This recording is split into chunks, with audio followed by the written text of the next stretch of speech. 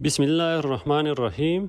السلام علیکم سامعین، آج ہم آپ سے ایک ایسی صحابی کی عظیم کارنامے بیان کریں گے جس صحابی کو آقائے کریم صلی اللہ علیہ وسلم نے اللہ سے مانگا تھا، اور وہ صحابی جس نے 22 لاکھ مربع میل پر اسلام کا جھنڈا لہرایا تھا، اور وہ صحابی جس کو دیکھ کر شیطان اپنا رستہ بدل لیتا تھا، وہ ہے حضرت عمر فاروق رضی اللہ تعالی عنہ۔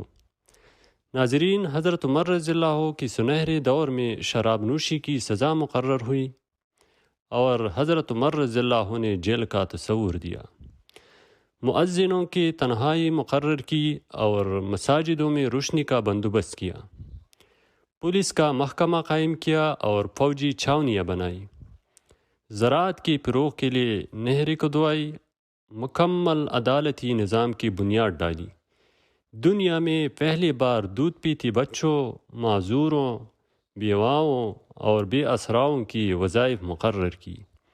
آپ نے بے انصافی کرنے والے ججوں کو سزا دینے کا سلسلہ شروع کیا، اور قاضیوں کے لیے خطیر رقم متعین کی تاکہ رشوت کا سد باب ہو۔ آپ نے دنیا میں پہلی بار حکمران کلاس کا احتساب شروع کیا۔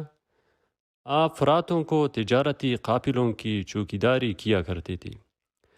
آپ نے دسترخوان پر کبھی 2 سالن نہیں رکھی۔ آپ زمین پر سر کی نیچی پتھر رکھ کر سو جاتے۔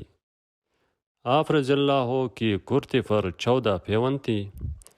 آپ رضی اللہ جب وہ کسی کو گورنر بناتے تو ان کو نصیحت فرماتے کہ کبھی ترکی گھوڑے پر نہ بیٹھنا، چنا ہوا آٹا نہ کھانا، دربان نہ رکھنا، اور فریادی پر دروازہ بند نہ کرنا۔ آپ رضی اللہ فرماتے تھے، ظالم کو معاف کرنا مظلوم پر ظلم ہے۔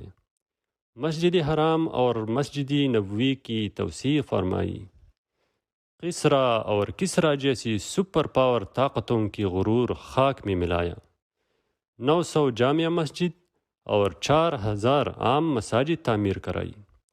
جہاں حضرت عمر رضی اللہ کی حکومت تھی، آج ان جگہوں پر 15 ممالک قائم ہیں۔ آپ کا یہ فقرہ بہت مشہور ہے کہ مائیں بچوں کو آزاد پیدا کرتی ہے، تم نے ان کو کب سے غلام بنایا؟ والسلام۔